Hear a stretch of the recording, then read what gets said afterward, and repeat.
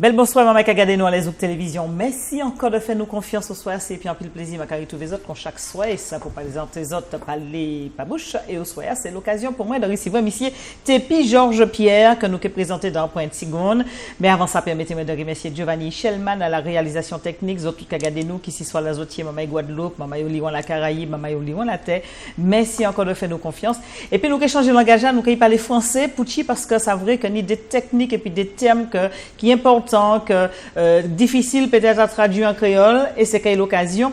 Et puis monsieur Tepi que nous parler de tout ça et qui parle du Conseil général de l'ARS. Vous êtes tous supposés comprendre que nous qui parler de l'épidémie, une épidémie qui a touché nous, et puis nous déjà parlé, et puis docteur Yeba qui a déjà 3 semaines dit ça, mais c'est l'occasion pour nous de recevoir monsieur Georges Pierre Tepi, qui est donc technicien en chef responsable auprès de l'unité opérationnelle du Conseil général et les luttes antivectorielles de l'ARS, puisque 2 chapeaux, 2 identités pour un même combat, se battre contre l'éradication du moustique porteur donc du chikungunya, mais aussi de la dengue. Hein. Est-ce qu'aujourd'hui on peut dire que le chikungunya a pris, Monsieur Tepi, bonsoir, la place sur la dengue, où malheureusement nous avons ces 2 épidémies toujours? Ben, écoutez, dernièrement nous étions en épidémie de dengue, nous sommes toujours en épidémie de dengue. Nous n'avons pas encore sonné la fin de cette épidémie. Ça a commencé par Saint-Martin, en fait. Il y a eu une alerte il y a quelque temps. Et nous étions en alerte en pensant effectivement que si Saint-Martin est touché, forcément nous sommes unis d'à côté. Absolument. Tout en ayant cette épidémie de dengue, il fallait quand même être vigilant. Et puis ne voilà-t-il pas qu'au niveau des autorités sanitaires, les médecins, nous avons recensé des cas, premier cas, deuxième cas, et puis voici, maintenant nous sommes au jour d'aujourd'hui, à peu près un peu plus d'une 50aine de cas de chikungunya, en parallèlement avec cette épidémie de dengue. Quoi. Voilà, donc, ce qui place la Martinique en alerte ou en pré-alerte, à quel niveau? Ben, écoutez, comme lors de la dernière réunion des responsables, notamment des comités où il y a des responsables par rapport à cette épidémie, nous sommes en pré-alerte. Donc l'épidémie peut être déclarée, je pense, dans les jours qui suivent, mais cela dépend des médecins, du comité. Il y a deux organes principaux qui s'occupent de cela et qui déclarent, qui se réunissent régulièrement. Il y a le CEMI, donc, et il y a la CIR aussi, où un certain nombre de médecins, des épidémiologistes qui se réunissent avec d'autres autorités qui interviennent et qui, à l'issue de la réunion, et du nombre de cas et de la situation globale, tranchent et puis demandent si on change de phase par rapport au plan, ou bien mettre un certain nombre d'actions en œuvre. Voilà. Alors, les actions, mais ça tombe pile poil puisque c'est vous êtes en chef donc justement de ces actions avec une 40aine d'hommes, c'est ça, sous votre responsabilité? Oui, c'est effectivement. Donc je veux simplement rappeler, pour faire une petite marche arrière, que depuis 1991, il y a eu une convention qui a été mise en place entre l'État et le département, notamment le Conseil général et l'État. À l'époque, c'était la DSDS. Avant, c'était la DAS, la DSDS, et maintenant, c'est l'ARS. Donc, c'était le Conseil général et qui a mutualisé avec l'État pour la démoustication généralisée. Bien sûr. Donc pourquoi? Parce qu'effectivement, à l'époque, c'était que la lutte contre le vecteur, l'Aedes aegypti, contre la dengue en fait. Et suite à une étude qui a été menée au niveau du Conseil général, on s'est rendu compte quand même qu'il y avait d'autres moustiques qui piquaient les administrés. On ne pouvait pas mener la lutte seulement contre le vecteur. Il y a quand même des moustiques de la mangrove, les moustiques qu'on trouve dans les ravines, les moustiques qu'on trouve dans les stations d'épuration, et que les administrés sont incommodés par ces moustiques. D'où mutualisation et maintenant démoustication généralisée qui nous a amené au jour d'aujourd'hui. Voilà, à faire cette mutualisation avec donc des hommes du Conseil général et des hommes de l'ARS. Tout à fait. Et vous êtes un petit peu juste au-dessus. Oui, c'est-à-dire qu'il faut un petit peu juste au-dessus, c'est-à-dire que j'ai en charge l'unité technique, l'unité opérationnelle. Il faut bien savoir effectivement que notre service est découpé en trois tranches bien claires, c'est-à-dire le service de communication, qui est très important, le service d'unité stratégique qui est piloté par M. Ibakima et Mme Ibcha, c'est qu'ils définissent les protocoles, les interventions, ils mettent en place les paramètres, et puis le service qui met en place ce qui a décidé l'unité stratégique, c'est-à-dire les actions de terrain, les visites intradomiciliaires chez les habitants, les actions de pulvérisation, les enquêtes entomo-épidémiologiques, les enquêtes simples, les enquêtes spécifiques au niveau des grosses administrations bâtiments des cités, des lotissements, etc. D'accord. Donc l'unité opérationnelle a mis en place des hommes sur le terrain. Des hommes sur le terrain. Alors ces hommes, on a entendu, le foyer, un premier foyer avait été décelé du côté de Corridon, vite propagé parce que on ciblait que Fort-de-France avec ce secteur de Corridon, mais malheureusement on s'est rendu compte qu'il y a plusieurs communes qui se sont retrouvées dans la même situation et il faut arrêter justement cette propagation du moustique. Alors votre rôle exactement, comment que vous faites avec vos hommes, parce qu'il y a encore des secteurs qui ne sont peut-être pas contaminés? Alors je veux quand même rappeler, donner quelques éléments que nous avons eus dernièrement. Je sais que les chiffres sont, pendant que je vous parle, peut-être qu'il y a les chiffres progressent. Donc la CIR et le CEMI, peut-être ils reçoivent, les entomologistes reçoivent des données. Un peu plus d'une cinquantaine de cas. Dans l'espace d'une semaine et demie, c'est ça à peu près? Oui, c'est ça. Donc nous sommes au jour d'aujourd'hui à peu près un peu plus d'une cinquantaine de cas globaux. Et donc, mais avec relativement quelques cas sur les communes du Saint-Esprit, sur les communes du François, sur la commune du Robert, sur la commune du Lamentin et de Selcher. Mais le gros, les 3/4 des cas se concentrent sur Fort-de-France et Corridon. Et c'est vrai nous avons déjà mené un certain nombre d'actions de terrain sur Corridon, ce qu'on appelle les actions coup de poing, c'est-à-dire autour des cas du foyer même qui est concentré. On arrive, on vient, on fait ce qu'on appelle, on met en place des visites intradomiciliaires suivies de pulvérisation systématique des habitations et destruction des gîtes larvaires. Donc on élargit le périmètre. Enfin, un certain nombre de maisons, à peu près 120, 140 maisons. Et donc, dernièrement, l'action qui a été faite, là encore, c'est samedi matin avec les autorités sanitaires, où on s'est dit effectivement, donc c'est bien tout ça, mais il faut peut-être revenir encore, puisque les cas continuent à s'étendre à partir de cette zone de Corridon. Revenir avec les autorités sanitaires et voir avec les administrés pour visiter les maisons, supprimer les gîtes larvaires, et intensifier cette lutte, ces actions de proximité pour bien faire comprendre à certains administrés un petit peu réfractaires que c'est la base même, ce n'est pas seulement les pulvérisations. On a bien compris que le moustique se développe à partir de quoi? C'est à partir de l'eau stagnante. C'est vrai qu'il y a certaines personnes qui suppriment les gîtes, mais il y en a d'autres peut-être comme ils ne sont pas touchés, ils sont peut-être un petit peu indifférents. Donc cette action voulait recentrer un peu les choses et marteler, peut-être bien intensifier au niveau de ce foyer qui persiste au niveau de Corridon. Voilà, on rappelle que quand même c'est une action commune pour pouvoir combattre justement ce moustique et sa reproduction, c'est une action commune et non pas parce que c'est le voisin qui est malade, c'est chez lui, mais le moustique peut sortir chez un voisin qui malheureusement ou heureusement pour lui ne sera jamais touché par cette maladie et il ira piquer. Alors ce moustique, est-ce qu'il est pareil que la dengue? Est-ce qu'il se développe toujours dans cette eau plus ou moins propre comme la dengue ou pas? Alors concernant le moustique vecteur, concernant la transmission de la dengue et du chikungunya sur la Martinique, il y a pour l'instant un seul moustique qui est compétent pour le faire, notamment c'est le moustique l'Aedes aegypti. Donc nous avions déjà du travail en amont avec lui, c'est-à-dire en épidémie de dengue. Ne voit-il pas maintenant que ça s'élargit? Nous avons maintenant double épidémie. Enfin, nous ne sommes pas encore, nous sommes en train d'être, mais nous avons pour les problèmes particuliers en ce moment le problème du chikungunya, parallèlement pour la dengue. Mais c'est le même vecteur. On peut, il distribue en même temps ces deux virus et les gens peuvent les attraper en même temps, effectivement. Alors la base, la technique que vous donnez quand vous passez avec vos équipes chez les particuliers, qu'est-ce que vous leur dites exactement? Même si vous faites les gestes, il faut détruire les nids, les eaux, les vases à fleurs, les trucs comme ça, mais quelles sont les consignes qu'il faut donner aujourd'hui à la population pour éviter, parce qu'on ne cessera jamais de répéter les consignes à donner?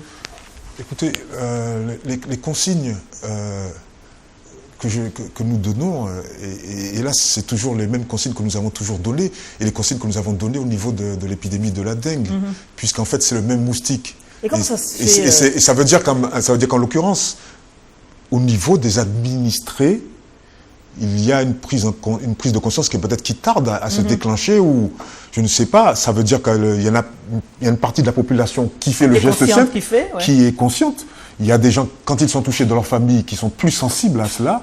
Il y en a peut-être d'autres qui sont plus indifférents. À partir du moment où ils ne sont pas touchés, ils sont indifférents. Jusqu'au jour où c'est quelqu'un de leur famille, où à partir de là, ils vont paniquer et ils ne pourront pas supporter de voir une petite rétention d'eau au niveau de leur habitation. Donc les consignes que nous donnons aux administrés, quand nous faisons ces actions de proximité, c'est toujours celles que nous avons données. C'est les mêmes par rapport au moustique de la dengue, puisque c'est le même moustique. C'est-à-dire, effectivement, ce sont des gîtes anthropiques, c'est-à-dire que c'est des gîtes que l'homme, en majorité, laisse traîner dehors, c'est-à-dire les petits récipients autour des maisons, les pneus, surtout les dessous de peau, les gouttières. C'est vrai que ça a l'air anodin, mais c'est surtout ça qui fonctionne, les pots à fleurs. Les citernes. Ce moustique-là, le moustique Aedes aegypti, il aime l'eau relativement propre. Hein, donc, je veux rappeler aux administrés notamment, je profite pour cette occasion qui m'est donnée, parce que là, nous allons sur le terrain, on discute avec les gens. C'est pas tous les moustiques qui transmettent le chikungunya et la dengue. Hein. Il faut pas confondre. C'est vrai qu'il y a 22 espèces de moustiques en Martinique, et c'est vrai qu'effectivement, on se concentre essentiellement en ce moment sur l'Aedes aegypti. Donc, c'est pas toute moustique qui cabat la dengue et le chikungunya. C'est pas le moustique de la ravine qui se développe dans les eaux sales. Je le précise pour que les administrés entendent bien aujourd'hui. Vous ne pas dire que chez moi c'est propre et que c'est certainement là. Voilà. C'est-à-dire qu'il y a une ravine ou bien il y a une mangrove, on est piqué, on croit qu'on va être malade. Non, c'est le moustique de la mangrove, au Corytatus tenoricus, ce sont les personnes scientifiques qui l'ont donné ce nom. C'est un moustique qui supporte l'eau plus ou moins, la rencontre de l'eau saline qu'on voit dans la mangrove. Il vous pique, il est très agressif sur le littoral, mais c'est pas lui, il ne transmet pas la dengue. C'est pas le moustique qu'on trouve dans la ravine ou dans les stations d'épuration ou les fosses septiques qui transmet la dengue. C'est le moustique propre, on peut le rappeler, le moustique propre. Voilà, non, je préfère le préciser parce que les gens s'affolent. Il y a des endroits où effectivement il y a des ravines où il y a par exemple une fosse septique qui peut occasionner une nuisance. Il y a des flopées de moustiques qui sortent et qui se piquent les gens et puis ils s'affolent. Ils pensent qu'ils auront c'est pas un détail. Il faut dire qu'il y a ce moustique-là est très particulier. Il est très comparaison. C'est l'eau propre, c'est autour des maisons. Voilà, c'est classique. Propre qui tue. C'est classique, c'est-à-dire les dessous de peau, les gouttières, tout ce qui peut contenir de l'eau propre au niveau des habitations. Alors justement parce que les gens aussi au niveau de leur cuisine par exemple, la petite coupelle avec l'éponge. S'il reste un petit peu d'eau c'est une eau propre plus ou moins, même si l'éponge n'a plus de savon, mais la petite coupelle qui est là avec le petit peu d'eau, le moustique peut à nouveau se reproduire là-dedans. Vous avez tout à fait raison. Nous avons des cas où nous avons fait des enquêtes au niveau chez les administrés. C'est vrai que c'est toujours stupéfiant, on en apprend toujours. Dans les gouttoirs, il y avait à peine pour 2-3 gouttes d'eau. Et dans ces 2-3 gouttes d'eau, nous avons constaté la présence de larves de moustiques, notamment l'Aedes aegypti. C'est ça. C'est pour vous dire, donc il faut toujours être vigilant, la moindre quantité d'eau. Et je réitère ces conseils-là. Les dessous de peau, les dessous de peau, les pots à fleurs, les citernes, les chéneaux. Parce qu'on est en dessous, on ne voit pas, on ne sait pas qu'il y a une petite quantité, même une lame d'eau comme ça. Quand vous voyez la densité, quand on monte sur le toit et on voit la densité larvaire, c'est-à-dire ce qui grouille dedans, on ne peut pas savoir. Nous, on monte sur le toit, on le sait. Donc on voit, mais peut-être la personne ne pense pas que ce petit, c'est anodin. Mais c'est un foyer aussi qu'il ne faut pas négliger. C'est ça. Voilà. Alors aujourd'hui, vos actions tournent autour de Fort-de-France, les communes que vous avez précitées, mais est-ce que vous faites de la prévention également dans les autres communes ? Oui, effectivement. Compte tenu de la charge de travail que vous avez. Oui, c'est-à-dire que nous, il ne faut pas négliger, nous avons tout un certain nombre de relais, de personnes relais qui travaillent auprès de nous, notamment les relais municipaux, qui ont été formés à notre niveau. Donc, dans chaque commune, il y a des gens de services environnement, santé environnement, qui ont été formés, qui ont été sur le terrain avec nous, qui connaissent la problématique du moustique et qui peuvent en amont, par exemple, même si on ne peut pas intervenir tout de suite, mener un certain nombre d'opérations de suppression physique des gîtes et puis porter des conseils au niveau des administrés. Donc je l'ai dit, ces relais, ces collègues au niveau des municipalités ont été formés et sont restés un moment sur le terrain avec nous de façon qu'ils puissent, dans le cas échéant, nous donner un coup de main, quoi. Donc voilà, donc il y a des actions qui sont faites effectivement, sans compter de la propre cellule de communication que nous avons au sein même de la démoustication du Conseil général de l'ARS, où mes collègues sont au niveau de l'éducation nationale, donc quel que soit le niveau, au niveau des socioprofessionnels. Et donc, il y a un certain nombre d'actions, au niveau un certain nombre de cibles. Il y a, nous leur portons l'information, il y a des exposés qui sont faits, il y a des endroits aussi, effectivement, nous mettons en place nos stands d'information avec des échantillons, avec des déroulés de panneaux.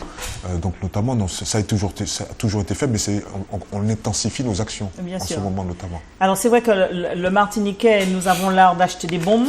Est-ce que là, la chose la plus importante, acheter des bombes ou renverser les vases à fleurs? Acheter des bombes pour conserver de l'eau. C'est ça. Les bombes. Les bombes. Les bombes non. Moi, je suis quelqu'un. Je suis d'abord à la base, c'est-à-dire je suis pour mettre le paquet à la base. C'est-à-dire la suppression. Parce qu'en fait, le moustique démarre à partir de l'eau quelque part. Et après, il y a l'adulte qui vole.